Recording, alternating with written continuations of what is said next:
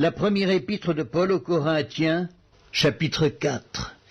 Ainsi qu'on nous regarde comme des serviteurs de Christ et des dispensateurs des mystères de Dieu. Du reste, ce qu'on demande des dispensateurs, c'est que chacun soit trouvé fidèle. Pour moi, il m'importe fort peu d'être jugé par vous ou par un tribunal humain.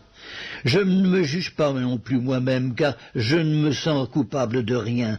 Mais ce n'est pas pour cela que je suis justifié. Celui qui me juge, c'est le Seigneur. C'est pourquoi ne jugez de rien avant le temps, jusqu'à ce que vienne le Seigneur, qui mettra en lumière ce qui est caché dans les ténèbres, et qui manifestera les desseins des cœurs.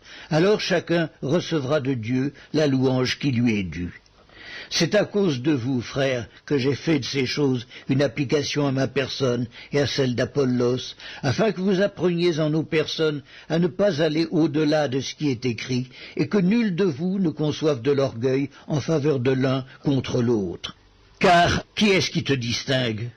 Qu'as-tu que tu n'aies reçu? Et si tu l'as reçu, pourquoi te glorifies-tu comme si tu ne l'avais pas reçu? Déjà vous êtes rassasiés, déjà vous êtes riches. Sans nous, vous avez commencé à régner. Et puissiez-vous régner en effet, afin que nous aussi, nous régnions avec vous.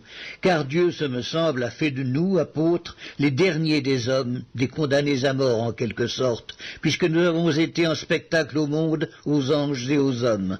Nous sommes fous à cause de Christ, mais vous, vous êtes sages en Christ. Nous sommes faibles, mais vous êtes forts. Vous êtes honorés, nous sommes méprisés.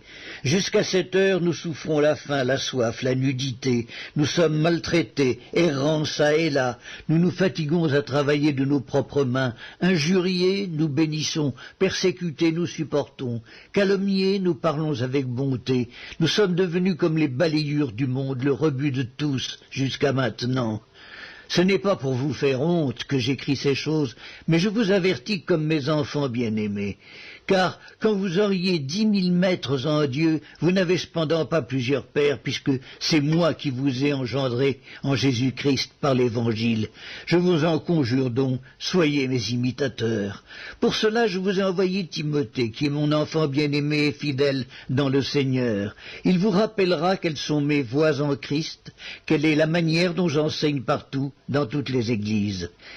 Quelques-uns se sont enflés d'orgueil comme si je ne devais pas aller chez vous, mais j'irai bientôt chez vous, si c'est la volonté du Seigneur, et je connaîtrai non les paroles mais la puissance de ceux qui se sont enflés.